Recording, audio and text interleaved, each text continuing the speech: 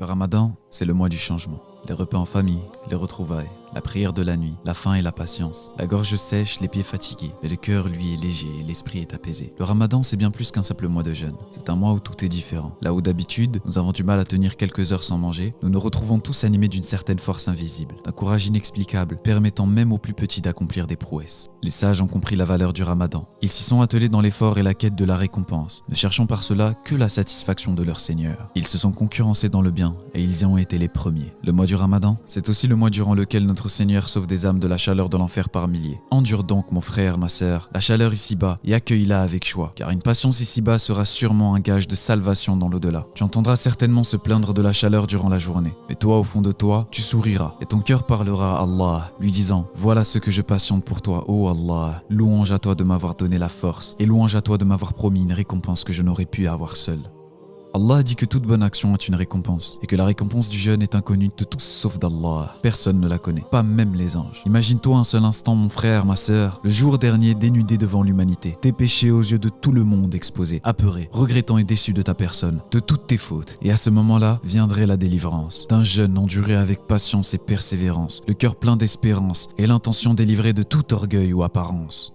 Le ramadan est également une école de la vie comme il y en a peu, qui nous apprend à nous priver des choses licites durant un petit mois afin d'apprendre à nos âmes à s'interdire l'illicite le reste de l'année. C'est un bel exercice. Si tu vois cette vidéo, profite toi aussi et efforce-toi d'en faire partie, de faire partie de ces gens qui changent et qui prennent leur vie en main. Le chemin du bonheur n'est qu'un, et le ramadan est l'une des stations dans lesquelles tu peux puiser de la force. Nous te souhaitons donc un bon ramadan, plein de miséricorde et de pardon, plein de bonnes actions. Que ce ramadan soit le mois du changement pour toi. Profite de ce trésor, il n'arrive qu'une fois par an, et rien ne te garantit de le vivre la prochaine année.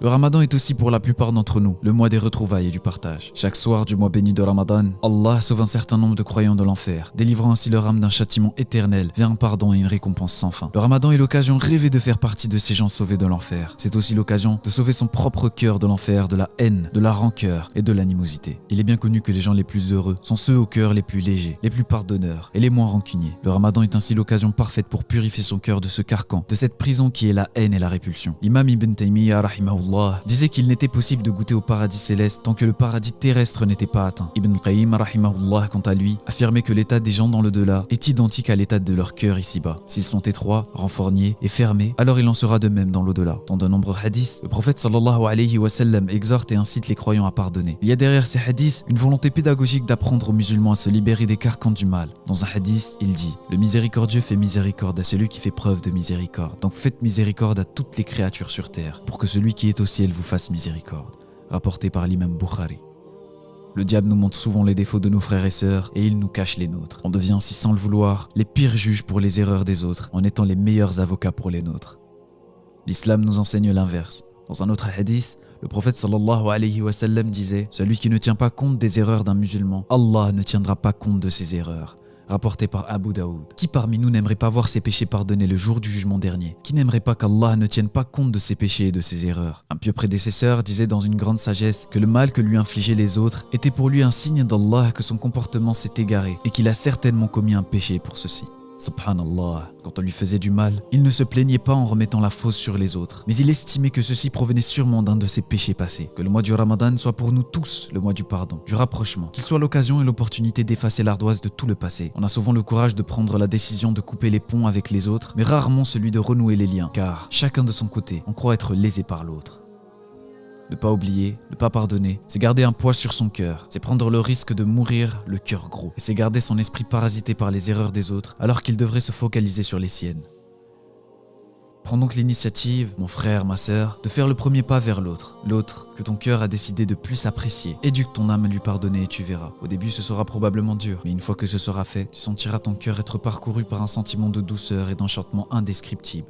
Ne pense pas une seule seconde à ce que va penser l'autre. N'aie pas de crainte qu'il te repousse ou te rejette. S'il le fait, alors tu seras récompensé par ton Seigneur. S'il ne le fait pas, alors tu seras récompensé par Allah subhanahu wa ta'ala et tu as retrouvé un proche. Ne crois pas que pardonner c'est être faible. Bien au contraire, c'est faire peur d'une force surestimable, surmonter son orgueil, sa fierté mal placée pour prendre contact avec l'autre. Profite, mon frère, ma sœur, de cette occasion du Ramadan et de cette vidéo pour renouer avec tes proches, tes voisins et tes frères et sœurs dans la foi avec qui tu es en froid. Si tu n'as pas le courage de les appeler ou ne serait-ce que de leur envoyer un message pour les inviter à rompre le jeûne, Eh bien dans ce cas, envoie simplement cette vidéo à la personne concernée. Peut-être qu'à son tour, elle fera le nécessaire pour renouer les liens. Le Ramadan, c'est le mois du pardon d'Allah, derrière lequel nous devrions tous s'œuvrer. Le Ramadan, c'est aussi le mois du partage. Pour beaucoup d'entre nous, c'est l'occasion rêvée de se retrouver en famille ou entre amis. Pour la plupart d'entre nous qui sommes issus du Maghreb ou d'Afrique, nous nous retrouvons tous les soirs autour d'un copieux et délicieux repas préparé avec amour et bienveillance. Le Ramadan, c'est aussi le mois où de nombreuses personnes se retrouvent seules à rompre leur jeûne, faute d'avoir de la famille à proximité. Le prophète sallallahu alayhi wa sallam nous enseigne que celui qui nourrit le jeûneur aura la même récompense que celui qui a jeûné. Imaginez-vous la récompense de celui qui nourrit un jeûneur, mais qui lui apporte aussi la chaleur et le réconfort d'un foyer fraternel et convivial. Étudiants, étrangers, travailleurs détachés, convertis isolés, ils sont plusieurs milliers à rompre chaque ramadan tout seuls, noyant au fond de leur bol l'affliction de la solitude. Et dans cette fraternité que représente la Ummah, n'oublions pas de nous ouvrir aux autres, de partager notre repas aux plus nécessiteux, mais également aux plus isolés, apportant du réconfort dans les cœurs, et espérons derrière ceci le réconfort d'Allah le jour dernier. Pour finir, le ramadan c'est aussi le mois de l'ouverture. L'islam est perçu de manière négative par beaucoup de non-musulmans, et ceci car il est vu au travers du prisme des médias. Au-delà d'être le 5e pilier de l'islam, le ramadan est également la meilleure occasion pour présenter notre belle religion à tous ceux qui nous entourent. En effet, nous pouvons prouver durant ce mois aux non-musulmans qui nous entourent et que nous côtoyons fréquemment que l'islam est diamétralement opposé à ce qui est présenté à la télé. Ils sont à la fois nos camarades de classe, nos collègues de travail, nos connaissances, nos voisins. Et même s'ils nous connaissent et nous disent bonjour tous les jours, il n'est pas garanti qu'ils aient de nombreux faux a priori sur notre religion. A priori qui ne s'effaceront pas tant que nous n'aurons pas entrepris d'y remédier. Les non-musulmans ne connaissent de l'islam que ce qui leur a été présenté. À nous donc de prendre les devants et de ne pas se laisser placer sous la tutelle des autres. À nous de présenter qui nous sommes, d'ouvrir nos portes et nos foyers. À qui veut partager un repas et un moment convivial, moment où les tabous tomberont, les langues se délieront et les cœurs se rapprocheront sûrement de la vérité. Le Ramadan est une aubaine pour pallier à ce problème. En effet, en invitant ces personnes à venir partager un repas pour la rupture du jeûne, cela permettra de nouer un lien atypique et cela permettra aux lions de délier sur certains sujets sensibles et de craintes fictives.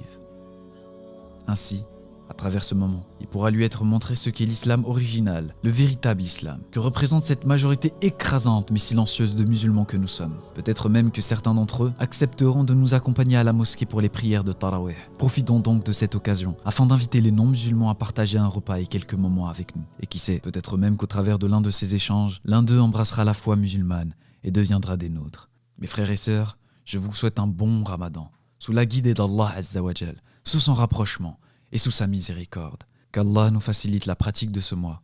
À tous les jeûneurs, gardez la foi et soyez là pour ceux qui en ont le plus besoin. Jazakumullahu khayran, wassalamu alaykum wa rahmatullah.